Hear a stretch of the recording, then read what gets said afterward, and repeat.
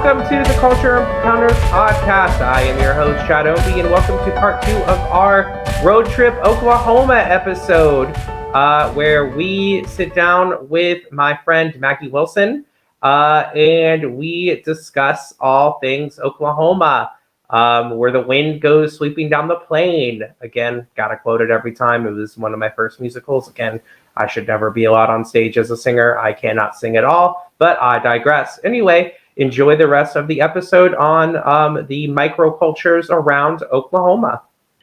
So 2020 hits. Yeah. World changes.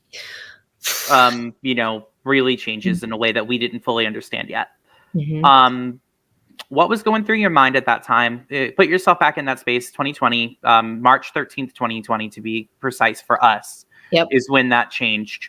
Mm-hmm. When we really realized, this COVID thing is here to stay.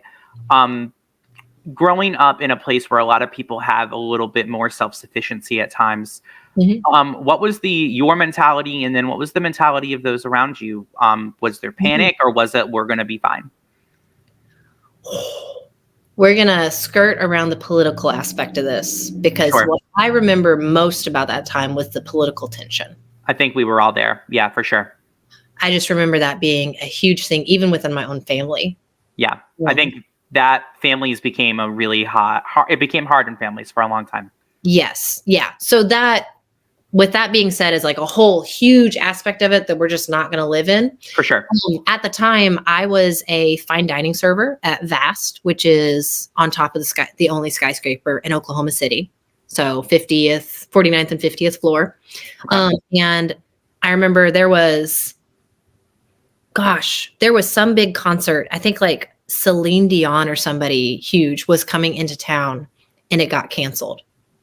And it was a uproar. Because oh my gosh, yeah, COVID thing going around the world, and we'd heard about it, and maybe we heard about people getting sick, and then we heard about it on the East Coast. But the East Coast people are just different. Whatever. It's true, we really are. You are. I love personally, but right. So I remember just being this topic, but we were all kind of uncertain whether or not it would touch us. And then whoever this big performer was, if it was Celine, I'm so sorry, or if it wasn't Celine, I'm so sorry. I didn't mean to take that name in vain, but whoever it was canceled, and that was a big thing. And then I think it was probably the very next night, because it's all in the same arena, the Thunder game got canceled. And if I remember correctly, people were already at the game, but it was a moment where they were already like inside and getting seated. I don't know that the game had begun, but they ended up saying they weren't going to play. And I don't know if it was because a team was traveling in. I don't, once again, remember the exact circumstances, but I remember being on top of the skyscraper, looking down at the event center in Oklahoma City and seeing everybody stream out, and then getting the word from the restaurant that we were going to shut as well. And so it was this, oh, wait, it did get to the middle of the country. It did touch us, because there's a part of us that was like, well, we live pretty far away. Like my neighbor's all the way over there. Maybe it's not going to be a big deal. And so we got shut down. We're on furlough. I had just moved into an adorable Craftsman rental house in the Plaza District, which is a really cute artsy district of Oklahoma City. And I'd moved there because I could walk to a local bar. I could walk to art galleries. I could walk to restaurants. Right.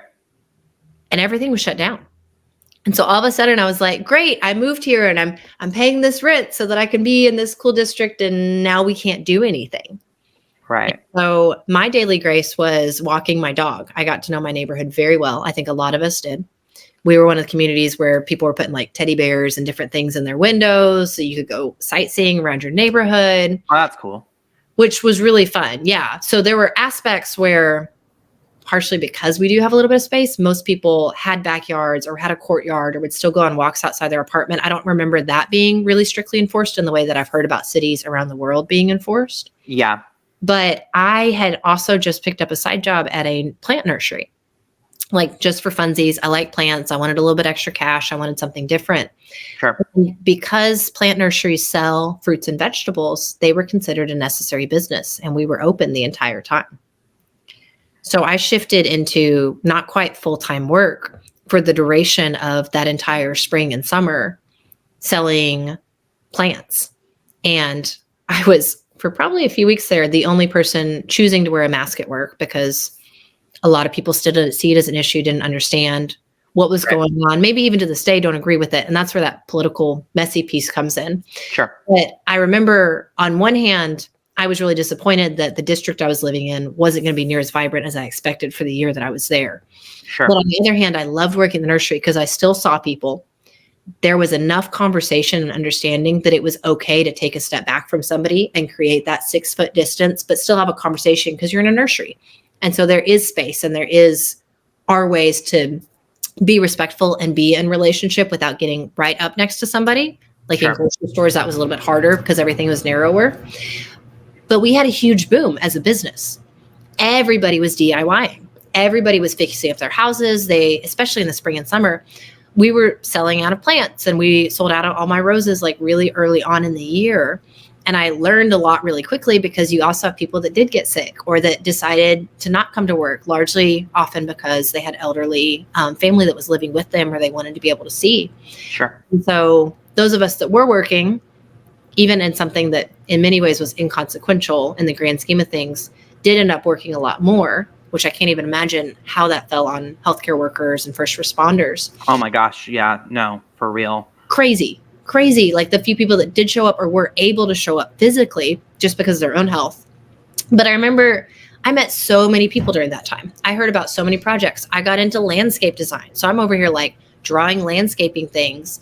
And in the next year, I realized a lot of people were just at home and were just in their neighborhoods and just went to a grocery store or just picked stuff up even. Because that was the big boom with getting food delivered and picking stuff up from Walmart and Target. Right. And that wasn't my experience at all. I was seeing firsthand how many people were, getting money from the government for being at home because a lot of us were on furlough. Right. And B, using that immediately to invest in their homes, in their spaces, to get plants, to start that garden, to do a hobby, to do a craft that they didn't have time for or hadn't done in years. And so in that way, I saw a really positive outcome from it in the midst of the stress of it and a lot of the negatives. Right. And I don't know that would have been the experience everywhere. From just what you're telling me, it does sound like, Oklahoma or even places geographically that are similar might be a little bit of a bubble.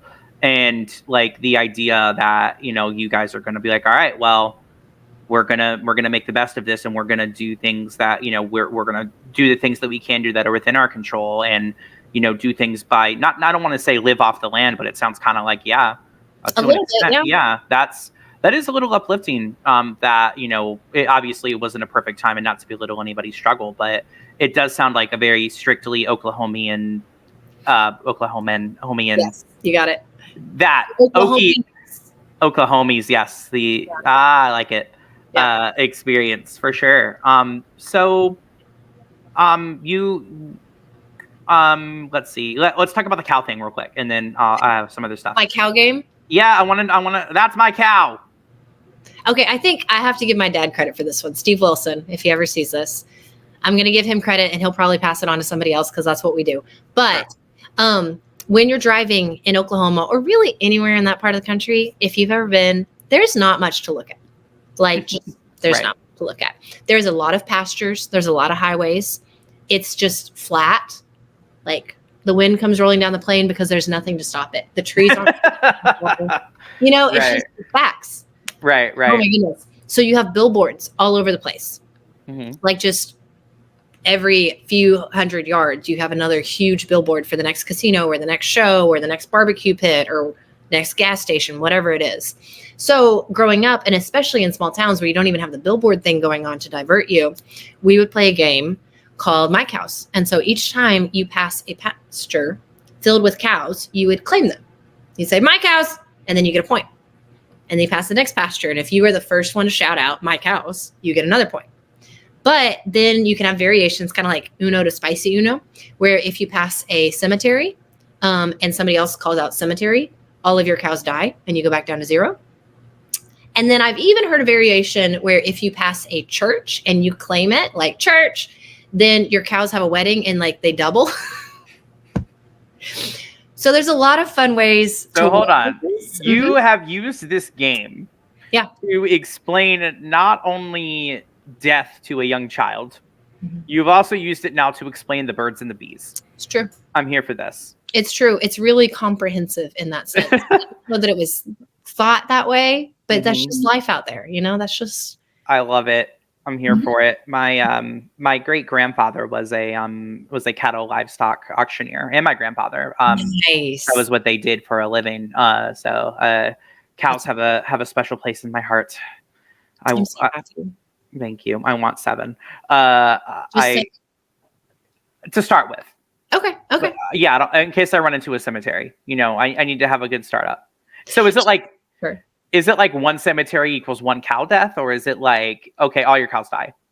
I feel like all the cows died, but I also feel like it got more and more preposterous the farther you go on a road trip. Right. So I would say you can kind of just make up your own rules based on the vibe in your. Yeah, I feel like you should be able to save some of them, bank the cows. Okay, your cow would be dead, but I gave this cow the vaccine, so they're good. There should be a cemetery vaccine. I like where you're going with this. I feel like we need to go on a road trip just so we can play. Deal. I think that's a lot of fun. I do have one more rule to say, though. Okay. If it turns out to actually be a herd of horses, you lose a point. Identifying. Man. Which is just great at a distance because you just see blobs in a field acres away. And you're like, my cows. If anybody realizes they're horses, you are shamed. Oh, no. Well, that sounds like the worst. And it sounds like you couldn't recover from that. You'd just be like, oh man, that's hilarious. We just kept playing. So there you go. Something fun. But what if it is a horse that is painted like a cow? Ooh, I've never encountered this. I feel like I'd still give you the point. I think that's fair, right? I mean, because, what is are they really that different? I mean, yes, they are. But anyway, we digress. Oh God. It's been a long week. So let's talk now. Let's end on some fun notes too. Well, that was fun, obviously, but things that are fun regionalisms. I have this weird fascination with regionalisms, which is why I started this podcast. Yeah. So,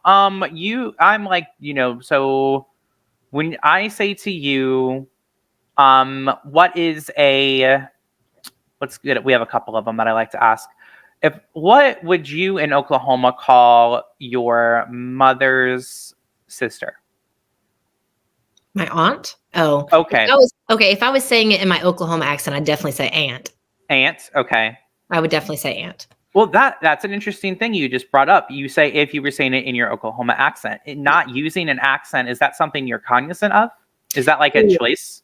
I was raised to not use my Oklahoma accent because my father has a very thick Oklahoma accent, almost comically thick sometimes. But my mom was raised in Montana, North Dakota, so she has a very nondescript northern accent. And I remember as children, my dad would specifically get onto us if we said, well, there ain't no way. He's like, nope, you need to speak like your mother. Because he recognized that in general conversation, I think he very much saw it as important, not just that we get an education, but that we speak as though we are educated. Right. And people have that negative stigma for sure. Mm-hmm. Fair, unfair, or fair otherwise. I'm one of the smartest college professors I ever met had a really thick North Carolina accent. Yep. And she had to struggle. Being a woman in higher academia was a struggle in itself. But then also she had the struggle of having that thick accent and people belittling her. But that's interesting because I have my stepdad on the show and he's from Long Island. And he intentionally hides his Long Island accent for the exact same reason. Mm-hmm. He's like, no, I want to be taken seriously. So I try to hide it. It only comes out when Giants are playing. When the Giants are my mom's a Cowboys fan. He's a Giants fan. So when they're, then it comes out. I will say I have heard Maggie's accent once. We were in a meeting, not even a meeting. We had a thing. We what's it called? A assembly that we had to go to. And I was bored. So I just took Maggie's hat and she was like, what are you doing? In moments of genuine shock, it comes out. It just is that something that I wonder if that's something a lot of people in Oklahoma do, that they're like, oh, I'm pressured by some external force to be I have to hide this. I don't know. My dad is very, very cognizant of how he is perceived, how we are perceived. He doesn't dress up, but he always has a fresh pressed shirt, clean jeans.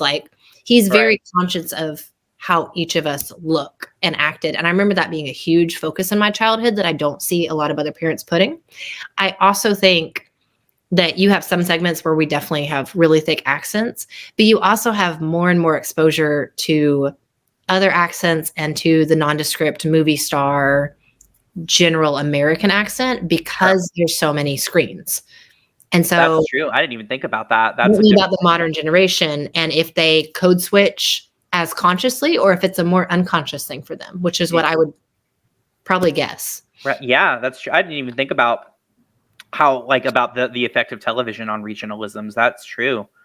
Wow, man. Now you're making me think about stuff. Thanks, man. Another one. What would you call a carbonated non-alcoholic beverage? I'd call it a Coke. Okay. Regardless of what it is. Yeah. Can you get me a Coke? What kind? Dr. Pepper? So a Dr. Pepper is a Coke. A Sprite is a Coke. Yeah, absolutely. That's an Oklahoma thing? Mm-hmm. Mm-hmm. Really? Okay, so that's the first person to say that. So Tristan, my fiance, for those that don't know, y'all should know, she's been on the show. Tristan, she in her family also has pop from Ohio. Mm-hmm. Some other places in the one that will have aired by this point where we did on Pennsylvania, it's soda, like it is for us in Virginia. It's soda, or it's pop as well. Yep.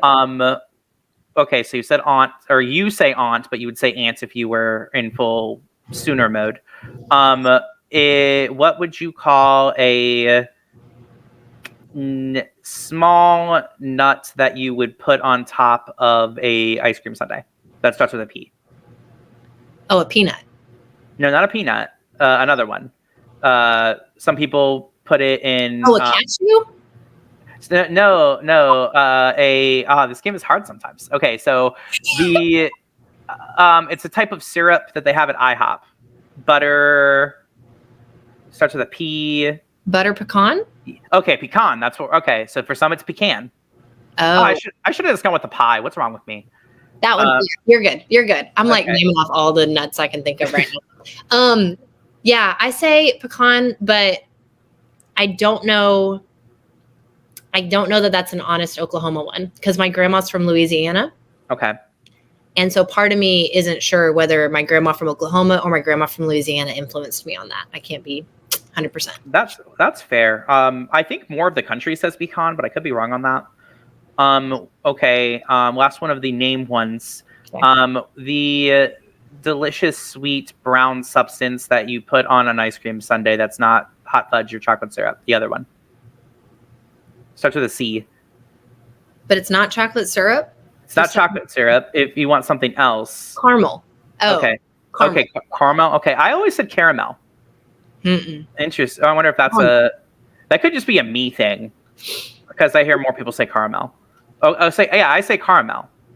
Oh, no, I've never pronounced that many syllables. No. Got you. Okay. Yeah. So, and we've had this conversation off air. If I were to say to you, hey, we're having barbecue, what does that mean in Oklahoma?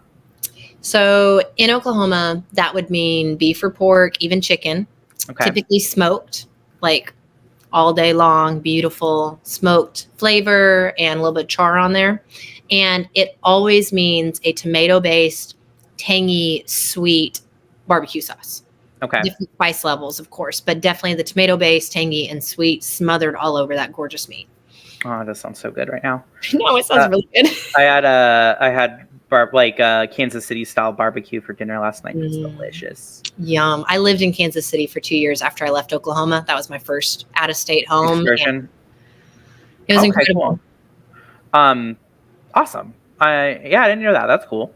Mm-hmm. So you're just like living the musical Oklahoma because one of the characters goes to Kansas City and there's a whole song. Yeah. Everything's up to date in Kansas City. Isn't that the song? Yeah, they talk about a radiator instead of a radiator. It's a radiator, and I think that's just wonderful. So let's talk about food a little bit more. So what is if I'm going to go to Oklahoma, say I've got, I don't know, a weekend, and I'm like, hey, what do I eat? If I want to eat something that seems like it's really authentically Oklahoman, what are you making me go eat? I mean, you got to try some calf fries. Okay, so calf fries are Ooh, it's hard to explain. So when a calf is castrated, Okay. they are what's taken away from the calf, and then they are breaded and deep fried and eaten, and they're actually pretty good. Nice. Okay. Yeah, that's so is that like a delicacy, or is that like you can get that in any place? It's I don't know that I would call that a delicacy per chance, but it definitely isn't something you get everywhere because you have to be in an area that would have ranchers and easy access. So are there any specific like restaurants that come to mind that you're like, oh, that's an amazing restaurant, you need to go eat there? You know, Oklahoma has changed so much in the last 10 or 15 years, specifically really since the Thunder came in. They were already doing a really good job with building up the city infrastructure, and then the Thunder basketball team came in, and since then it shifted. Honestly, Oklahoma City has got one of the best Asian districts in central the United States. Really? Mm-hmm. Oddly enough, we have a really wonderful Asian district, Korean, Vietnamese, Laotian. Actually, the Laotian restaurant just opened. It's in the plaza where I used to live. It just opened 2 years ago, and it made it into one of the top 100 lists of new restaurants in the country. That's amazing. Like, that's really cool. And this is, you said what type of restaurant? I'm sorry. Laotian, like Laotian, from Laos. like Laos. Yeah. Mm-hmm. I don't think I've ever had food from Laos. That sounds really cool. It's delicious. Is it like pretty similar like food to other like food from that like geographical area? It's definitely stuff that you would recognize more than not. There's sticky rice. There's beef on a stick with a really delicious glaze on it. Right. We do like a beef and pork fried rice mix that you put into a leaf of lettuce and then roll up at the table. And then they do soups of every day of the week. My favorite is the duck curry, which is really delicious, or duck porridge. And then they also do their own version of cow soy, which is very different than the Thai cow soy. So really fun. So you, is that something that was instilled in you growing up? You seem pretty adventurous as far as like things like that. Like, you know, oh, this is a different culture than mine. Cool, I'm gonna eat it. Is that something like that kind of like just like open-mindedness about other cultures? Is that something that was instilled in you from a young age, or is that something you had to like travel outside of your small town to find? I will say it was not from a young age, but that is no fault of my parents.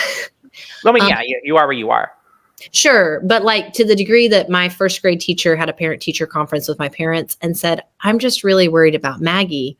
I don't think she'll ever end up doing anything because she's so scared of everything. Like she won't try anything new. Really? Mm-hmm. That is not the Maggie I know. Thank you. Yeah. The Lord's grace and a lot of hard work. And here you are. Right. I got you. No, and school, especially like hyper concerned. I had to do a 1-minute speech in 7th grade. I ran out of the classroom crying and hid in the bathroom. Like just really struggled in my own space, let alone exploring other areas.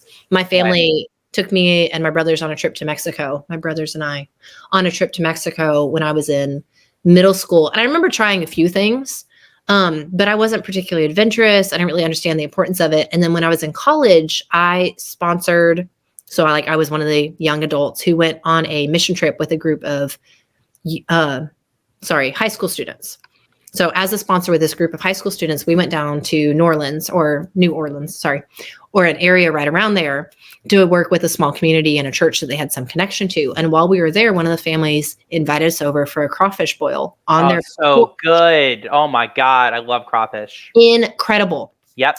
Here's the thing. I'd never had it before. It's spicy. And you've seen me eat lunch and I can't do spicy. Right. But they had done the whole thing with like the picnic tables and the butcher paper and these huge 5-gallon things they dumped out with the corn and the potatoes. And oh my God, it's so good. And I was there, right? Go ahead. Sorry, go ahead. No, you're good. I was gonna say my stepmom is from Louisiana, outside of New Orleans, but so some of that I got to grow up with a little bit. So like we would have gumbo at my house. We would have red beans and rice and jambalaya occasionally. I'm picky, so they had to hide the vegetables in there, so I didn't know I was eating vegetables. Sure. But they would tone down the spice a little bit, but it was so good. Sorry. Okay, continue. No, you're good. So I remember going there and you're a sponsor and you're a college student and you're in charge of these high schoolers. And so obviously you have to set a good example. And I remember just being this point where I was like, I need to eat this. These people have spent a butt ton of money getting us this incredible meal that is very much a regional delicacy in some sense. Sure. It's all day preparing it. And I remember I was surrounded by a group of high schoolers from a small town, like a smaller town than where I grew up, who looked at it and turned up their nose. Not all of them, but I just remember the few people that I was sitting right next to weren't going to try it. And that broke my heart because the first time I understood a little bit of what it looks like whenever we step into a foreign situation and aren't even willing to give it a shot. Like, how might it feel for our host if I don't even try the crawfish, if I turn my nose up immediately or say it looks funny or it smells funny? And so in that moment, I pushed myself and came to really enjoy it. I didn't suck the head because there was so much spice in there. Sure. It kind of freaked me out a little bit, but like loved it and ate a lot of it and ended up helping and like encouraging the others. But that was the first time where I was like, okay, I can try new things. And it doesn't have to be my favorite dish for the rest of my life, but this is the kind of person I want to be. And I remember that being a turning point for me in college, where from that point on, it's like, I'll at least give it a shot. Right. That's amazing. And I'm glad you said that, because food is a love language for people, right? Like and the people, the amazing, wonderful people of Louisiana are very proud, especially of their food, as they should be. So, yes. I think that that's amazing that you tried it and set that example for those kids, because like people share their culture through their food. And, I think that that's incredible that you were able to do that and have that self-growth. And I think that speaks to the importance of multiculturalism, and that it does help us grow as people to expand our horizons and do things that are different than our bubble when we can. And it can be a really rich and at times delicious experience. So that's awesome. Yeah. And I'm really glad you had that. So you have, let's say you have somebody, all right, so say I go to Oklahoma, whether it's your small town or Oklahoma City or somewhere you're familiar with. Yeah. And I've got 24 to 48 hours. Okay. What is the one or two things that I absolutely have to do? Ooh, one or two? Or 7, you do you. Okay. I will say from my perspective, I think there are 2 incredible museums that are unique to the area. Okay, let's start there. One is the National Western Heritage Museum. Okay. It used to be called the National Cowboy Museum.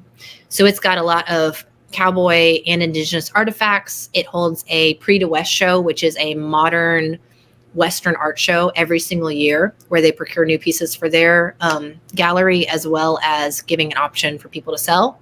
They have a gorgeous outside area. And in general, it's just a really well done museum. And then right up the highway and to the west a little bit, just a couple of years ago, the First Americans Museum opened. And so I went to that for the first time over this Christmas break, most recently, with some friends. And the First Americans Museum is this gorgeous, like sun-shaped structure with a big mound up behind it. And they have these spires coming out of it. So it really does look like a half sun or a half moon or something. And inside, they've collected another great deal of indigenous artifacts. And they've commissioned and done a lot of unique pieces that tell stories about indigenous history in Oklahoma. And so I feel like that one was done so tastefully. You have local people who are leading the tours and informing you. You have a video area where you can sit and learn about different creation stories from a few of the different tribes that live in Oklahoma. And start to finish, it was just really well curated. So as far as cultural museums, I think those 2 pair really well together. Sweet. That would be the first thing I would want to do. That sounds awesome. Yeah. For sure. Okay, so museums. You mentioned a lot of nature. Is there a specific, I know you mentioned Route 66. Is there any like specific spot where you're like, oh man, you got to go check out that spot. It's beautiful or gorgeous, or man, it just looks really cool. You got to go here. So here's the thing. Oklahoma's flat and we don't have big trees. And so it is not going to have like parks and lakes in the sense that you think of on the East Coast. Okay. So I wouldn't say like, oh, you have to go to this national park. There are some really beautifully curated gardens. We have something called Scissortail Park, because you mentioned their state bird is a scissortail. Right. Which is huge and expands across one of the highways. It is right next to the big stadium where the Thunder play, like right in the downtown area. So especially in spring and summer, I think that'd be a great spot to come in and check out. If you're there on a Saturday, they do a wonderful farmers market where you have local growers and homesteaders from all over the state that come in. But really, There's not any huge natural landmarks. I think Route 66 is fun to explore. There's some great gas stations. There's one called Pops, not far from my hometown. But really, it's going to be much more experiential than anything else. Sweet. And sometimes that's the best part, for sure. Well, Maggie, this has been absolutely incredible. Thank you so much for taking your time this evening on a school night, no less. Well, maybe not. We'll see. Knock on wood. Well, after this airs, we're going to look back and wonder if we had school tomorrow or not. In Richmond, they're calling for snow. But our school district has said they're going to reassess at 6:45 tomorrow. So we got to get up anyway. But it'll be nice. It'll be nice if we have to wake up and then get back to sleep. It's true. That's really satisfying for sure. It is incredibly. One time, when I was in high school, I purposely set my alarm on a weekend, super early, and got up just so I could go back to sleep because I knew how satisfying it was going to be. I'm glad. I'm so glad. Boys and those little moments, and just make them for yourself sometimes. You know what? Yeah, life is too short.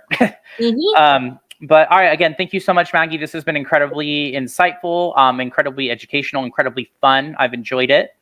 Thank you, everyone, for listening this evening, and continue to support Culture Encounters. Thanks, everyone. Have a great night. Thank you. Bye, y'all. And